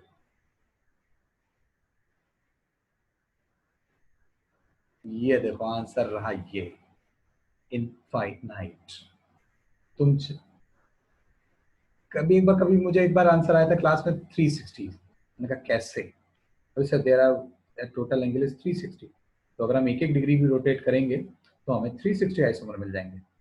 मुझे अच्छा लगा था सुन के, चलो कम से कम इतना तो सोचा, बट थोड़ा खराब भी लगा कि उसने ये नहीं सोचा कि मैं अगर मान लो 0.1 से ही घुमा दूं, मैं 0.01 से घुमा दूं, मैं 0.00000001 से घुमा दूं, तो ये भी तो मुझे डिफरेंट डिफरेंट चीजें देगा। खैर कोई बात नहीं, तो there are infinite conformer possible, तो number of conformer equals to infinite. इसीलिए हम लोग क्या कहते हैं, हम लोग सिर्फ कुछ फॉर्म्स की स्टडी करते हैं, हम लोग एक स्टैगर्ड फॉर्म की स्टडी कर लेते हैं, हम लोग इक्लिप्स फॉर्म की स्टडी कर लेते हैं, और एक आध कोई इंटरमीडिएट फॉर्म की स्टडी कर लेते हैं, सारे कॉन्फॉर्मर्स की स्टडी अपन नहीं करते हैं। ठीक है, अब मैं एक नेक्स्ट स्लाइड में, मतलब नेक्स्ट चीज आपको दिखा रहा हूँ, अब जरा समझना इस बात को, थोड़ा इसको साफ साफ बनाइएगा, मैं पूरे बॉन्ड्स नहीं दिखा रहा हूँ। ठीक है, देखो यहाँ पर एक बॉन्ड पेयर होगा, ये सी एच बॉन्ड पे एक बॉन्ड पेयर होगा, और सिमिलरली बॉन्ड पेयर एक यहाँ भी सी एच बॉन्ड पे होगा। ये बॉन्ड पेयर और ये बॉन्ड पेयर, ये दोनों करेंगे एक दूसरे को जबरदस्त तरीके से रिपेल, ये करेंगे एक दूसरे को रिपेल। अच्छा, अगर ये रिपेल करेंगे तो इसका मतलब यहाँ पर एक एक तरीके का स्ट्रेन आ जाएगा, उस स्ट्रेन को अपन नाम देते हैं torsional strain.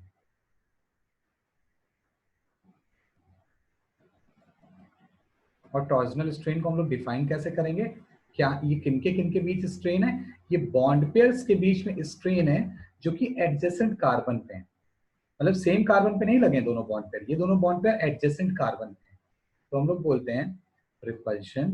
How do we define it, repulsion between two bond pair of adjacent carbon, जो आपके बॉन्ड पेयर हैं बगल में एडजेसेंट कार्बन के, उनके जो बॉन्ड पेयर्स के बीच में रिपल्शन है, we call that torsional strain. ठीक है, अब एक और चीज समझिए यहीं पे, अब जैसे ये जो हाइड्रोजन है इसका कुछ साइज होगा, it will have some size, और ये जो हाइड्रोजन है इसका भी कुछ साइज होगा, तो साइज होने की वजह से दोनों कुछ स्पेस में वॉल्यूम ऑक्यूपाई करने की कोशिश करेंगे। अब हमारे पास ये जो बॉन्ड है, ये बॉन्ड जो है ये ऐसा नहीं है कि ये 1 किलोमीटर लंबा बॉन्ड हो ना भैया, ये इतना लंबा लंबा बॉन्ड नहीं होता, नैनोमीटर्स और एंगस्ट्रॉम बॉन्ड लेंथ होती है, तो मतलब बॉन्ड लेंथ बहुत छोटे हैं। अच्छा, बॉन्ड लेंथ अगर बहुत छोटी है तो इसका मतलब ये कि स्पेस जो अवेलेबल है इन हाइड्रोजन के लिए, ये भी कोई बहुत ज्यादा स्पेस अवेलेबल नहीं है, तो इन दोनों में कंपटीशन की वो आ जाती है कि नहीं यार मैं भी स्पेस लूंगा, तो दूसरा कहता है नहीं मैं भी स्पेस लूंगा, तो इस चक्कर में हो क्या जाता है, ये दोनों hydrogen they start repelling each other,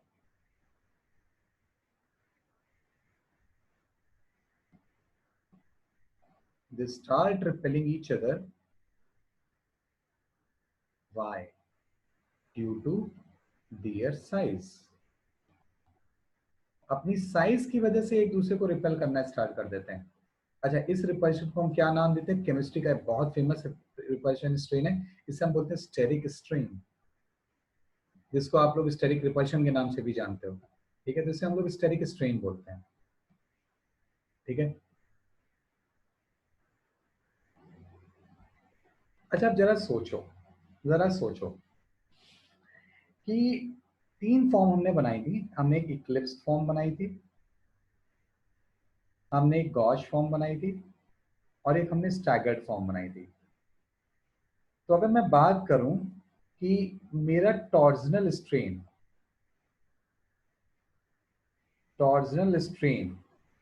बताओ ये टॉर्जनल स्ट्रेन मैक्सिमम किस फॉर्म में होगा और मिनिमम किस फॉर्म में होगा। मैं एक आपको बता देता हूं कि अगर इलेक्ट्रॉन्स जो है वो पास में होंगे तो ज्यादा रिपेल करेंगे, दूर होंगे तो कम रिपेल करेंगे।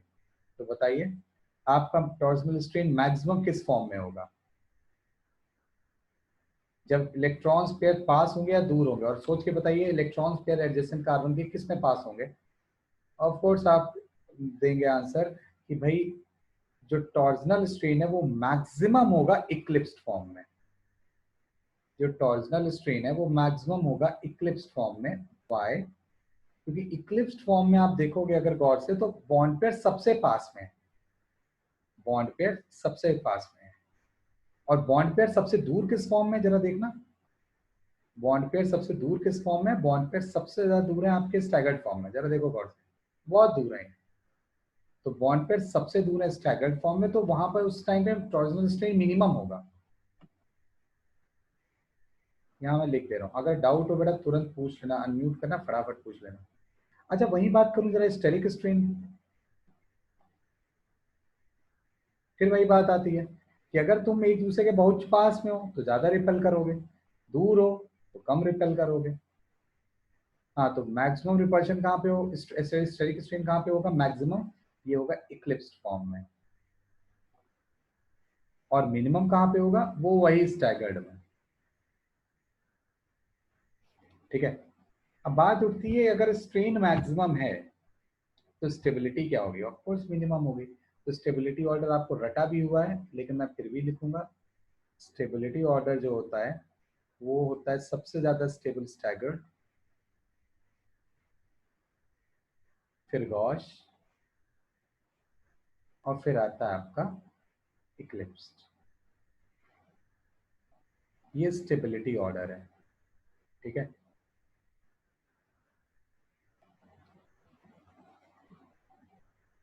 इसको आप एनर्जी डायग्राम में भी दिखा सकते हो, इसकी एनर्जी प्रोफाइल भी हम लोग बना सकते हैं। लेट्स से ऐसे करके अगर हम बना दें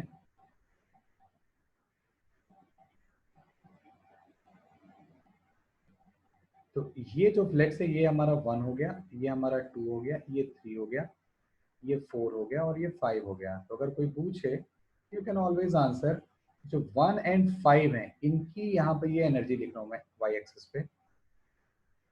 तो 1 एंड 5 की एनर्जी मिनिमम है, मतलब वो सबसे ज्यादा स्टेबल होंगे। तो 1 एंड 5 जो है वो आपकी स्टैगर्ड फॉर्म है। अब इसी तरह जो 2 एंड 4 है उसकी एनर्जी सबसे ज्यादा है तो वो सबसे कम स्टेबल होंगे, तो दैट विल बी इक्लिप्स्ड। और जो 3 है 3 will be are what do we call it, gauche form. वो ये बीच की कहानी।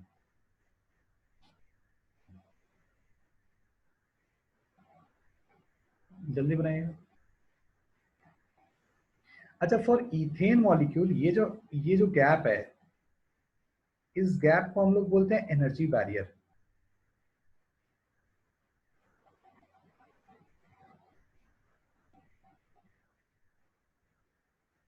Energy barrier. और इस केमिस्ट्री के उस सॉरी कॉन्फॉर्मेशन में इस एनर्जी बैरियर को भी एक पर्टिकुलर नाम दिया गया है।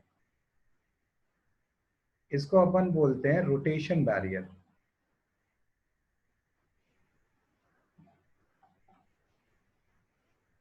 और आप ये प्लीज वैल्यू को याद रखिएगा, ये जो गैप है ये होता है 12.5 किलो जूल पर मोल फॉर इथेन। इथेन मॉलिक्यूल के लिए याद रखिएगा एनसीईआरटी का डेटा है ये 12.5 किलो जूल पर मोल ये गैप होता है। मतलब अगर आप स्टैगर्ड फॉर्म को वो 12.5 एनर्जी प्रोवाइड कर दो somehow so it will convert into what do we call it, eclipse form. ठीक है। सिर्फ 12.5 किलो जूल एनर्जी, बहुत कम होती है ये।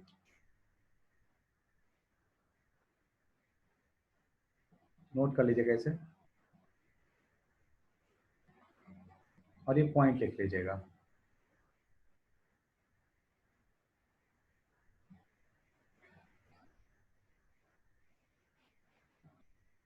At RT means room temperature, RT means room temperature, energy equivalent to rotation barrier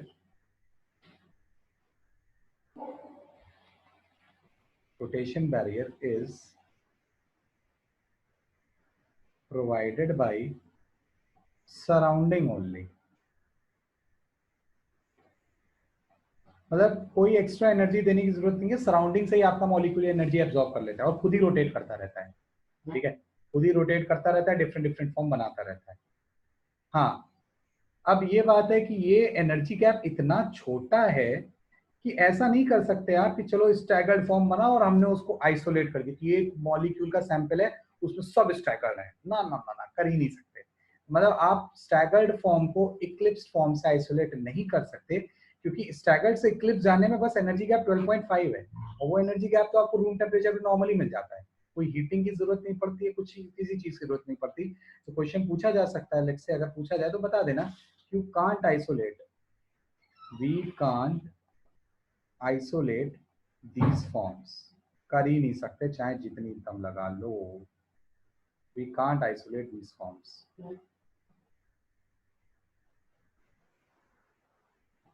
इसको नोट कर लीजिएगा। जल्दी जल्दी से कुछ और खत्म करते हैं, आज कॉन्फर्मेशन अपन खत्म कर लेते हैं। अगर छूट गया हो तो पीछे बता देना, मैं फिर रिपीट कर दूंगा। अगर कोई चीज नहीं समझ में आई हो अनम्यूट करो, तुरंत पूछ लो, वरना मैं आगे नेक्स्ट बढ़ रहा हूँ।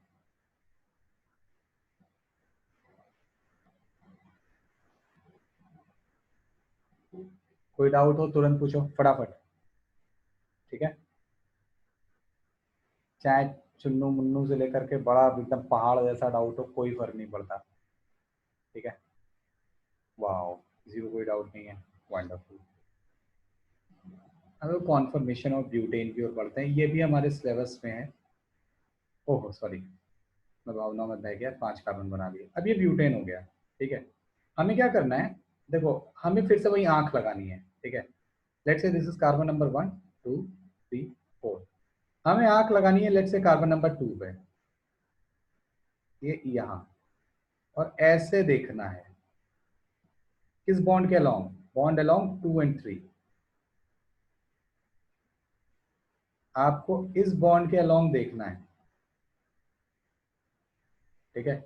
मैं आपको बता देता हूं, कुछ ऐसा स्ट्रक्चर होगा, C connected with C, let's say this is carbon number 2, this is carbon number 3, carbon number 2 से देखो एक CH3 लगा हुआ है, और क्या लगा है कार्बन नंबर 2 से, 2 H लगे हुए हैं, एक H 2 H, पीछे वाले कार्बन से भी यही कहानी है, एक CH3 लगा है और 2 H लगे हुए हैं, ठीक है।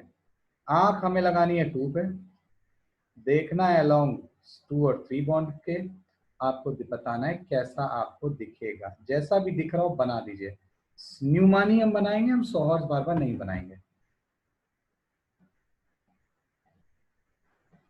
Again you will be able to see carbon number 2, तो 2 को तो देख लोगे, 3 नहीं दिखेगा। मैं भी बना रहा हूं, आप भी बनाइए, कॉपी मत करिएगा, चीटिंग हो जाएगी।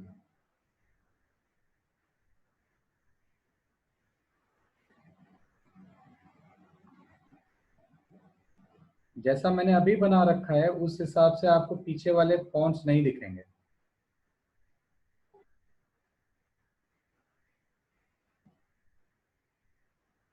You will not be able to see the bonds which are on the rear carbon। फिर मैं वही बोल दूंगा, ये इक्लिप्स्ड फॉर्म है।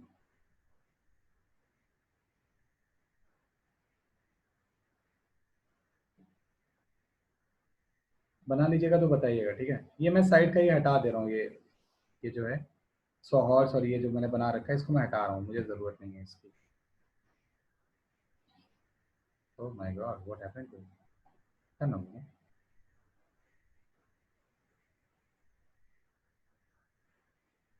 ठीक है। चलिए let's perform one simple task.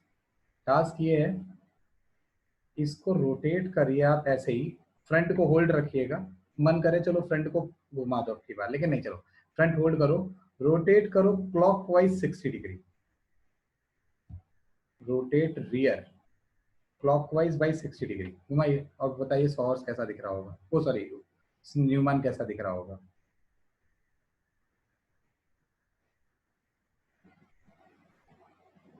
पीछे वाले को घुमाना है, ध्यान रखिएगा।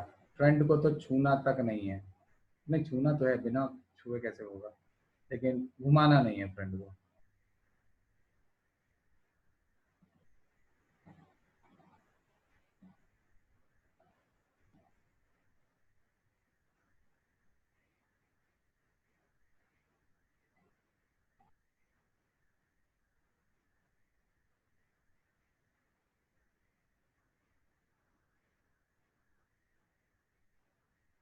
मैंने 60 से घुमाने के लिए बोला है, ठीक है। शायद आपने ऐसा कुछ बनाया हो, वह बनाते रहिएगा, ठीक है। और भी मैं कुछ बोलूँगा, बहुत चीज़ें बोलूँगा करने के लिए। फिर ऐसा करिए और घुमाइए इसको, कितने से घुमा दें, और 60 डिग्री से घुमाइए, जो आ जाए। फिर और घुमाइए ऐसे करके उसको 60 डिग्री से, जो आ जाए। फिर अपने मन से इसको नोट मत करिए, इसको बंद करो, मैं हटा दूंगा, तुम लिख भी दोगे तो भी मैं हटा दूंगा। और घुमाइए इसको, लेकिन लास्ट टाइम बस थोड़े से, एनी एंगल से, कोई भी एंगल, लेस देन 60, बट 60 से कम।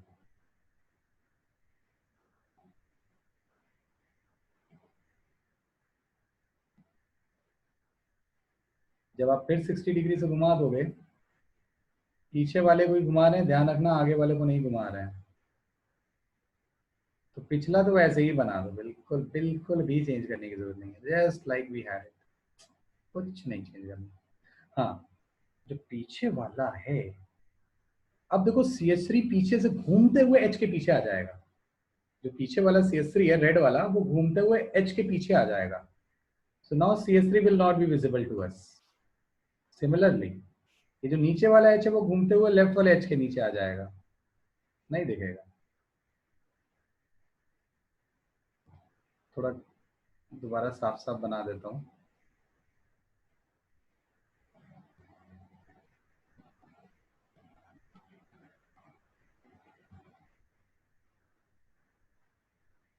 ये लीजिए, ये भी, इसके बाद में और मैंने 60 डिग्री से घुमाने के लिए बोला था, और घुमा दीजिए भैया 60 डिग्री से, घुमाते रहिए, मजा आएगा। और देखो क्या मिल जाएगा हमें।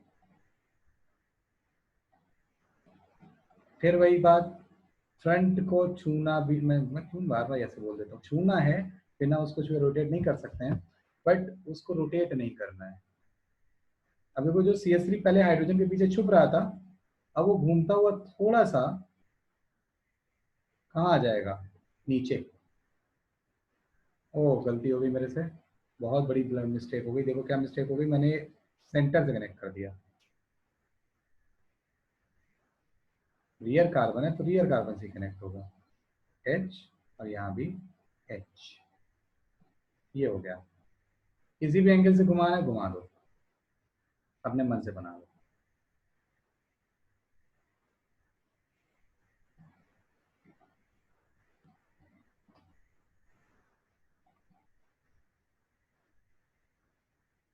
ये, और अपने मन से मैंने बोला घुमाने के लिए, तो लेट्स से ये हो गया CH3।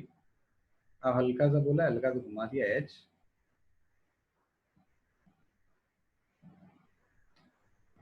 थोड़ा सा घुमा करके बना दीजिए।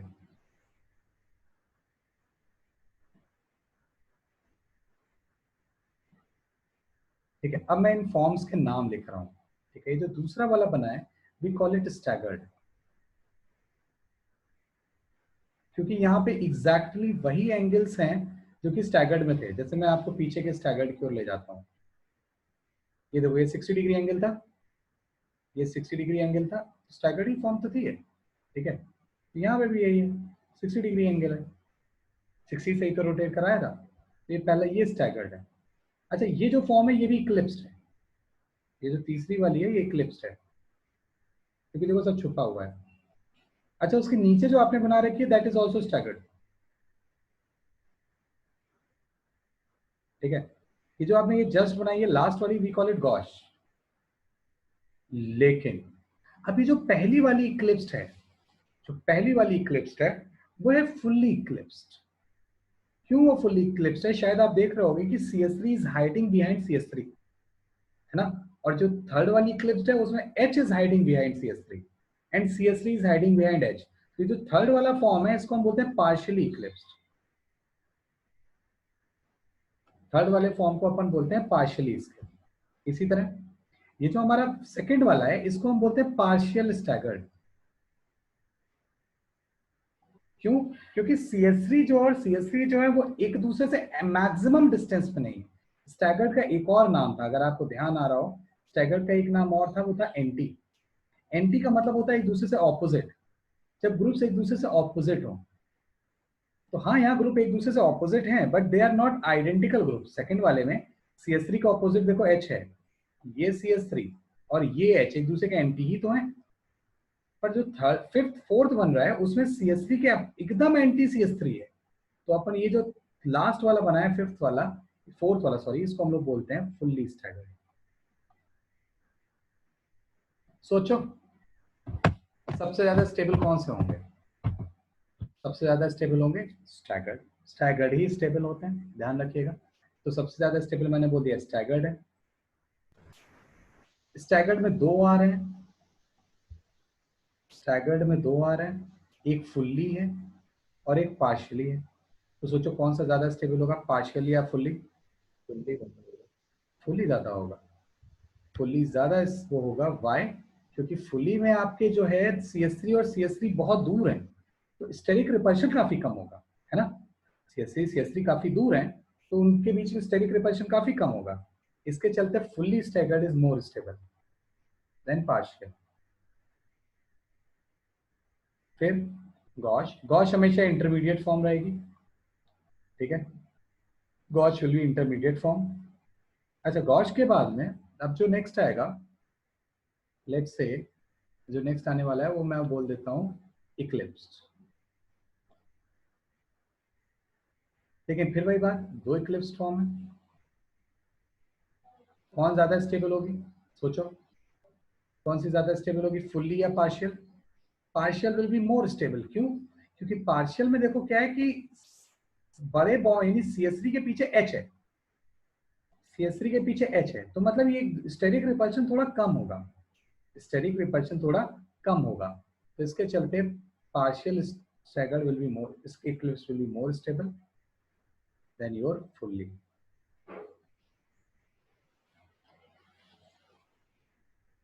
This is your energy order, तो स्टेबिलिटी ऑर्डर, ये स्टेबिलिटी ऑर्डर है। आप चाहो तो इसको एनर्जी प्रोफाइल में भी दिखा सकते हो, कोई फर्क नहीं पड़ता।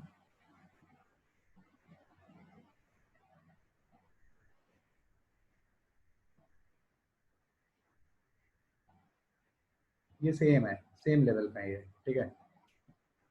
1 हो गया, 2 हो गया, 3 हो गया। ओ एक चीज गलत हो गई, एक मिनट रुकिएगा। इनफैक्ट मैं फिर से बना रहा हूँ, इसको ड्रॉ करता हूँ, वो थोड़ा सा बस चेंज करूंगा, बहुत थोड़ा सा।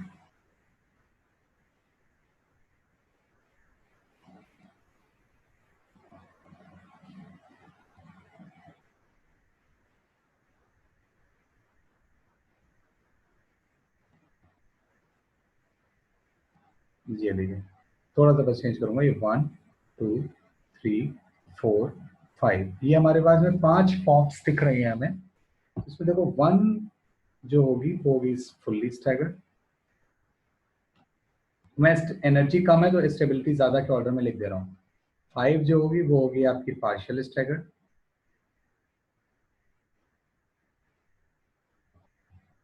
2 जो होगी वो होगी फुल इक्लिप्स। 4 जो होगी वो होगी पार्शियल इक्लिप्स्ड। बच कौन सी रही है? 3, ये होगी गॉश। लेकिन फिर वही बात होती है, there are infinite gauche form, तो हमने कोई भी एक आर्बिट्ररी बना दी है,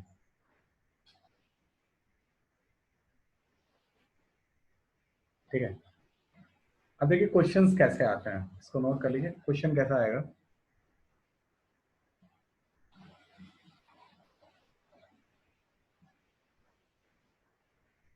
draw the most stable and least stable form of 2,3 dimethyl butane। आपको 2,3 डाइमिथाइल ब्यूटेन की most stable and least stable form बनानी है, seen along bond 2 and 3, seen along bond 2 and 3। ये लीजिए लास्ट पेज ओपन कर दिया। 2,3 डाइमिथाइल, जहाँ पे वो बना था एनर्जी डायग्राम, एनर्जी डायग्राम वही वाला तो ओपन कर दिया, नहीं दिख रहा है क्या? हाँ 2,3 डाइमिथाइल, बाकी जिन्होंने बना लिया वो 2,3 डाइमिथाइल ब्यूटेन का मोस्ट स्टेबल फॉर्म बनाइए और लीस्ट स्टेबल फॉर्म बनाइए, प्रोवाइडेड आपको देखना है along bond number at carbon number 2 and 3।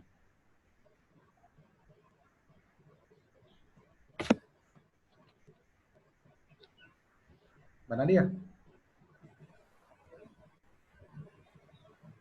हाँ सर। चलो अब वो जल्दी से क्वेश्चन करो फटाफट।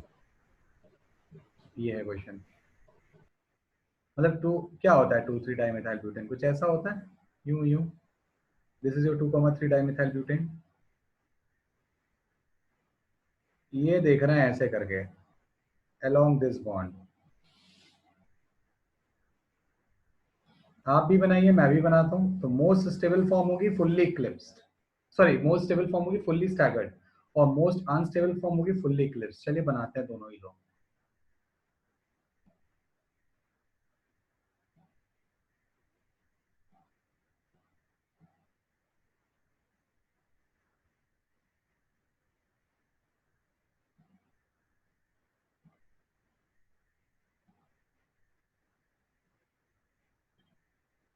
ये होता है आपका 2,3 डाइमिथाइल ब्यूटेन।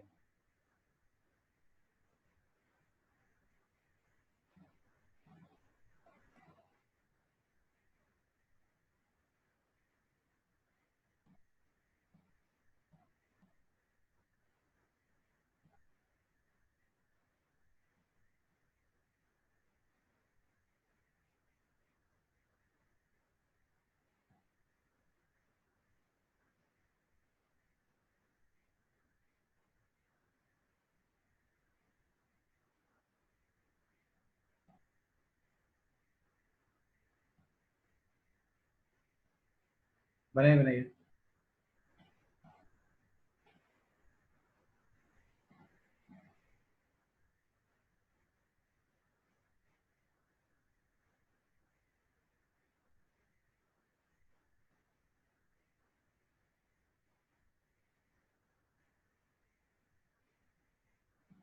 अब इतना जान लीजिए कि कुछ भी करके ये जो दो CH3 मैंने दिखा रखे हैं उसके बीच में CH3 को मत घुसा देना कहीं गलती से, वो मोस्ट स्टेबल नहीं होगी।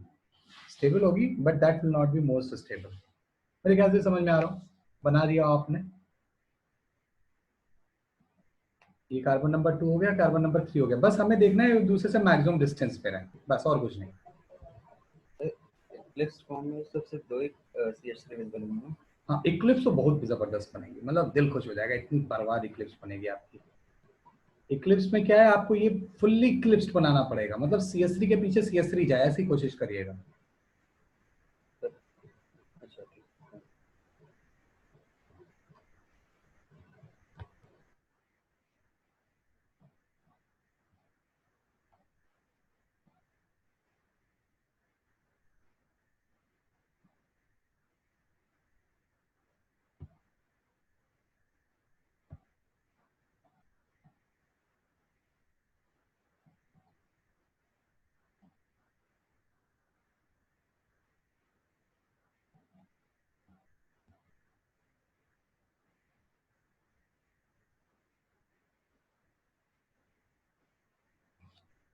चलिए इसको नोट करिए, फटाफट हम लोग आगे बढ़ते हैं।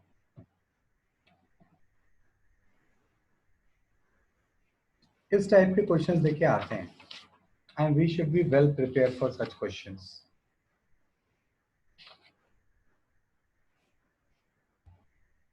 जल्दी से नोट करिए, आगे बढ़ना है मुझे।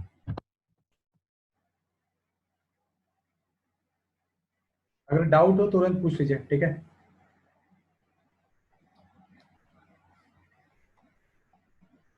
अरे एक चीज मैं बहुत इंपॉर्टेंट बताना भूल गया, अरे रे रे रे रे रे रे, एक बार वापस आइए, वापस आइए। कहीं पे आपने ये बना रखा होगा, यहाँ कहीं भी एक गॉश फॉर्म में आ जाइए, किसी भी स्क्यू या गॉश फॉर्म में। ये जो मैंने थीटा लिखा था, we call it dihedral angle. शुरू में ही जो हमने इक्लिप्स फॉर्म बनाई थी, इसकी इक्लिप्स, स्क्यू, गॉश, ये सब बनाया था, यहाँ पे जो थीटा लिख रखा है मैंने, इसको आप लिख दीजिए डाइहेड्रल एंगल। डाइहेड्रल एंगल, ये कैसे मिस हो गया मेरे से, I am sorry for that. इसको प्लीज डाइहेड्रल एंगल लिख लीजिए, क्योंकि अब मैं क्वेश्चन पूछने जा रहा था तो मुझे याद आ रहा है, तो मैंने बताया ही नहीं। क्वेश्चन ये है कि अगर डाइहेड्रल एंगल, अगले कैसे लिखता हूँ साफ साफ, अगर dihedral angle let's say it is equals to 0 degree, तो हम लोग क्या बोलेंगे, हमारी कौन सी फॉर्म होगी, इक्लिप्स्ड। अच्छा, जीरो ही नहीं, शायद आपको याद होगा कि जीरो से जब मैंने 60 डिग्री रोटेट किया था, देखिए जरा, जीरो से जब मैंने 60 डिग्री रोटेट किया था तो मुझे स्टैगर्ड मिला था, और जब मैंने फिर 60 से रोटेट कर दिया तो मुझे इक्लिप्स्ड मिल गया। तो मतलब टोटल कितना रोटेट करने पे इक्लिप्स मिला दोबारा से, 120। तो अगर आप 120 भी रोटेट कर दोगे, लेट्स से डाइहेड्रल एंगल अगर आप 120 भी बोलते हो, तो भी इक्लिप्स फॉर्म आएगी। 120 नहीं, और 120 रोटेट कर दो, 240, कौन सी फॉर्म रहेगी, इक्लिप्स। जिंदगी भर करते रहो रोटेट, 120 पे 240 पे 360, ऐसे रोटेट करते रहो, you will always get eclipse form. अगर बोल दिया जाए कि dihedral angle is equal to 60 degree, तो कौन सी फॉर्म थी, याद होगा अगर आपको, स्टैगर्ड।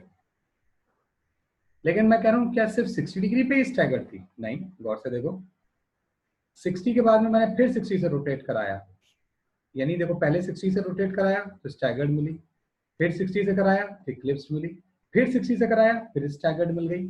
इसका मतलब इससे बात क्या प्रूव हो रही है कि 60 ही नहीं, अगर आप 60 प्लस 120 कर दो, मतलब 180 डिग्री कर दो, तो भी स्टैगर्ड मिलेगी।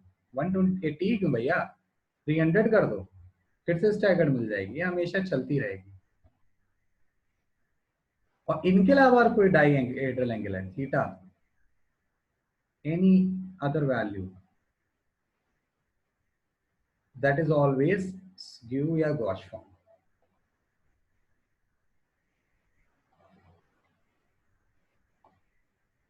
स्क्यू और गॉश फॉर्म,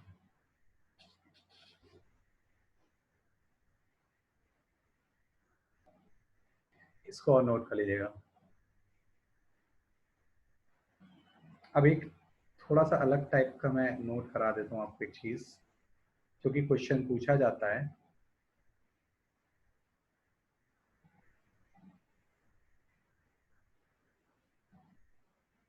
कर लिया नोट, आई होप कर लिया होगा आपने। क्वेश्चन है, ड्रॉ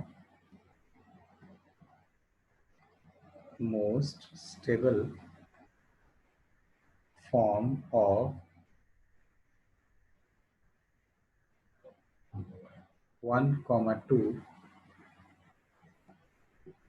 और ऐसे ना करके 1,2 ना लिखे, नॉर्मल कॉमन नेम लिखता है, यूपीएससी नेम नहीं लिख रहा है, of ethylene glycol. Ethylene glycol का फॉर्मूला होता है CH2OH, CH2OH, ये फॉर्मूला होता है इथाइलिन ग्लाइकॉल का। कोई कहता है बनाइए, तो अब कौन सी फॉर्म सबसे स्टेबल होगी, जल्दी बताइए, अब बना ही दीजिए, कौन सी फॉर्म सबसे स्टेबल होगी, जल्दी बताएं, और बना दीजिएगा उस फॉर्म को। ये हमारी लास्ट चीज है जो हमारे सिलेबस में है और कॉन्फर्मेशन से रिलेटेड है, तो आज हमारी एक तरीके से सिलेबस वाइज कॉन्फर्मेशन भी खत्म हो गया। नेक्स्ट टाइम पे मैं थोड़ा सा टाइम लूंगा, थोड़ा साइक्लोहेक्सेन के बारे में बता दूंगा, कि अगर आप कभी क्वेश्चन पाओ साइक्लोहेक्सेन से रिलेटेड, जबकि अब साइक्लोहेक्सेन वर्ड हट चुका है, ना तो हमारे जेई के सिलेबस में, ना वो हमारे नीट के सिलेबस में लिखा हुआ है। बट फिर भी क्या होता होगा, अगर आप लोग टेस्ट सीरीज वगैरह दे रहे होगे, क्वेश्चंस कर रहे होगे या कुछ भी, अब जगह जगह पे साइक्लोहेक्सेन हो सकता है आ जा रहा हो, तो मैं थोड़ा बहुत उसके बारे में बता दूंगा, अदरवाइज जरूरत नहीं है। हाँ, बनाइए मोस्ट स्टेबल फॉर्म।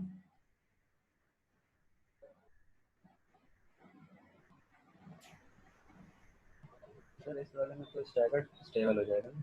ठीक है, तो देखिए शायद आपने ये बनाया हो वही फ्रंट कार्बन रियर कार्बन करना है और कुछ करना ही नहीं है, बताओ हद है। आपने होपफुली ऐसा बनाया होगा।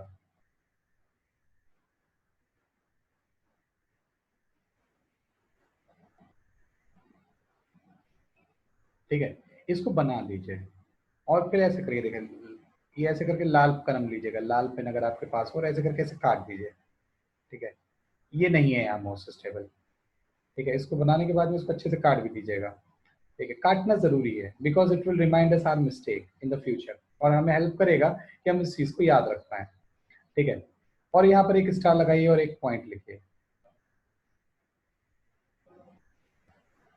हाँ बिल्कुल, जो आप लोग ने बिल्कुल सही आंसर भेजा, एच बॉन्डिंग होगा, बिल्कुल सही भेजा है। तो यानी मान लीजिए यहाँ पे मैं लिख देता हूँ, if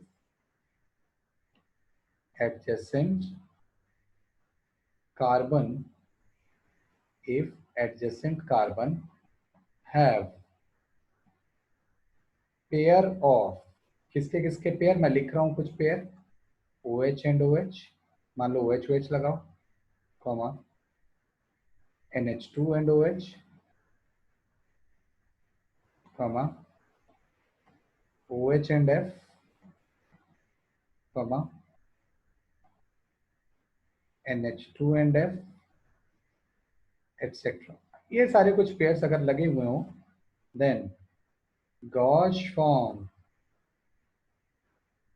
will be most stable form.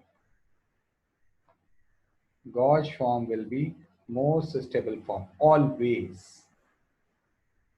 ठीक है, reason due to intra molecular hydrogen bonding.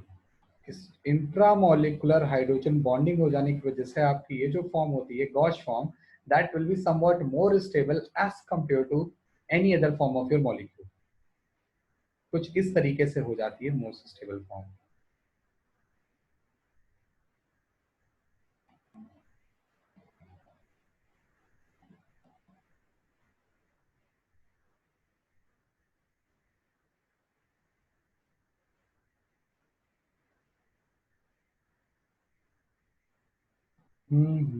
ये देखिए कुछ इस तरीके से, देखो delta plus on hydrogen, delta minus on oxygen, ये इन दोनों के बीच में हो गया हाइड्रोजन बॉन्डिंग।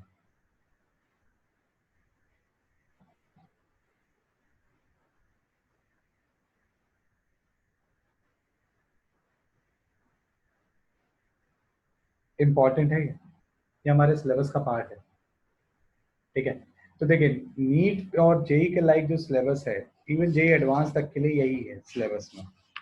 लेकिन कुछ साइक्लोहेक्सेन से रिलेटेड पॉइंट्स हैं, वो मैं आपको बताना चाहूंगा। चलो अभी बता देता हूँ, 5 मिनट 10 मिनट लगेगा। नेक्स्ट लिख देखते हैं कॉन्फॉर्मेशन ऑफ साइक्लोहेक्सेन। जो पॉइंट पूछे जाते हैं डायरेक्टली वही बताऊंगा।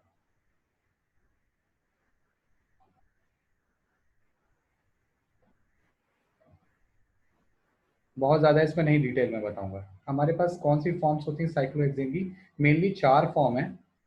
सब एक है चेयर फॉर्म, सबसे स्टेबल होती है ये। इसके बाद होती है ट्विस्ट बोट, फिर इसके बाद में होती है आपकी बोट, और लीस्ट स्टेबल होती है आपकी what do we call it, half chair. तो ये 4 फॉर्म आपकी साइक्लोहेक्सेन की हैं जिनकी हम स्टडी करते हैं। है तो इनफाइनाइट फॉर्म, लेकिन हम इन 4 की स्टडी करते हैं।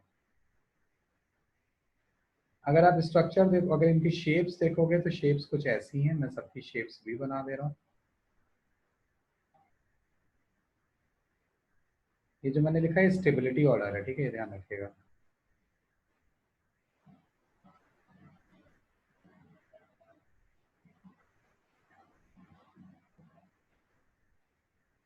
वाह क्या सुंदर डायग्राम बना है। ठीक है, आपको भी ऐसे ही सुंदर बनाना है। ट्विस्ट बोट भगवान शंकर के डमरू की तरह होती है थोड़ी थोड़ी।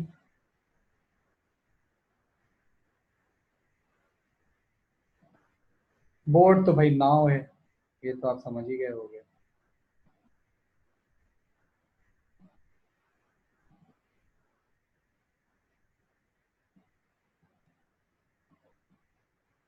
नाव जैसी दिखती है। और हाफ चेयर है। आधी कुर्सी, आधी कुर्सी नहीं है तो वो लगती है वो जो समुद्र के किनारे पड़ी होती है, बेंचेस पड़ी होती है जिसपे हम लोग आराम से सनबाथ लेते हैं, कुछ वैसी है ये।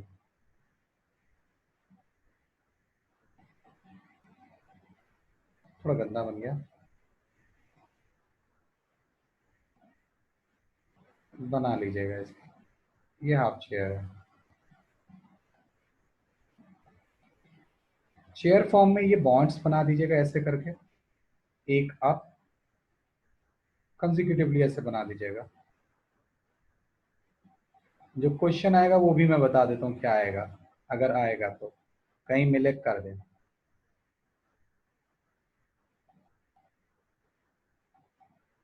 ये देखिए,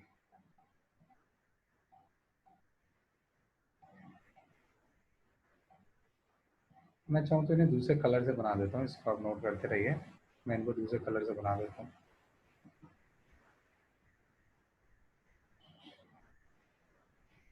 And I have got some color options, I should use it, I believe.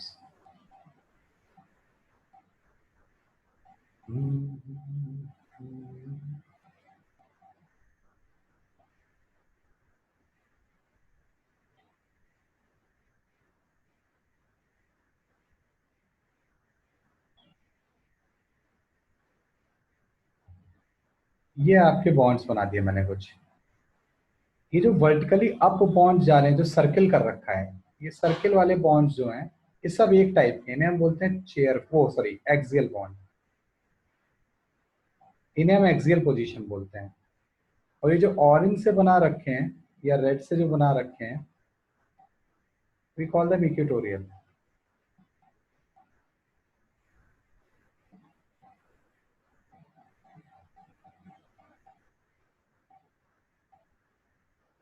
बस एक लाइन जान लीजिए, बस वही हमारे लिए इंपॉर्टेंट होगी, इसको बना लीजिए। इन ट्विस्ट बोट, बोट और हाफ चेयर से रिलेटेड क्वेश्चन नहीं मिलेंगे जल्दी आपको, बस एक चीज जान लीजिए। और ये सिलेबस का पार्ट भी नहीं है by the way. Bigger groups like to occupy which position, equatorial position.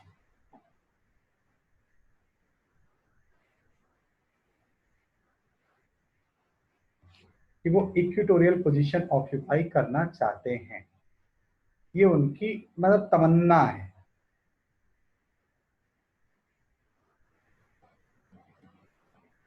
इसको बना लीजिए, आई होप आपने बना लिया हो।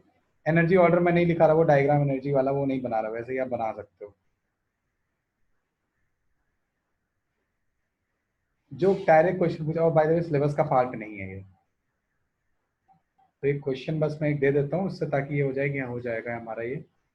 Draw the most stable form of 1,3 di methyl cyclohexane. अब कोई आपसे बोल दे 1,3 डाई मिथाइल साइक्लोहेक्सेन की सबसे स्टेबल फॉर्म बना दीजिए, तो remember chair form is always most stable. अब सबसे पहले एक चेयर बना दो बैठने के लिए। ये देखो बना दिया अपन ने चेयर। ठीक, सिर्फ चेयर से ही काम नहीं चलेगा। 1,3 डाइमिथाइल ब्यूटेन का मतलब हुआ, ये रहा 1, तो 1 कार्बन ये होगा, 2 ये होगा, 3 होगा, 4 ये, 5 ये, 6 ये, तो ये आपका थर्ड कार्बन ये होगा। थर्ड में भी मिथाइल लगाना है, तो यानी लेट से अगर हमने इसको 1 बोल दिया, ये 2 है तो ये 3 हो जाएगा, ये 4 हो जाएगा, ये 5 हो जाएगा, ये 6 हो जाएगा। अब सोचो मिथाइल ग्रुप कहाँ जाएगा। मिथाइल ग्रुप के पास दो ऑप्शन है, या तो एक्सियल पे जाए या इक्वेटोरियल पे जाए। तो bigger group like to occupy equatorial position हमेशा। ठीक है, हम लोग क्या करेंगे, बिगर ग्रुप को सेंड कर देंगे 1 पे। तो 1 में मिथाइल को आप ऐसे दिखाइए, इस तरीके से टेढ़ा, जैसे देखो इक्वेटोरियल हाइड्रोजन दिखा रखा है वैसे ही आप दिखाइए। 3 में भी आप टेढ़ा करके दिखाइए एच को, वर्टिकल मत दिखाइएगा कभी भी। वर्टिकल वाले एक्सियल बॉन्ड्स हैं, चाहे वो अप हो चाहे डाउन हो, वो सारे वर्टिकल हैं। देखो जो एक्सियल वाले हैं ऊपर नीचे ऐसे ही हैं, तो ये 3 पे आप ऐसे से दिखाएं, बस बन गया मोस्ट स्टेबल बॉन्ड।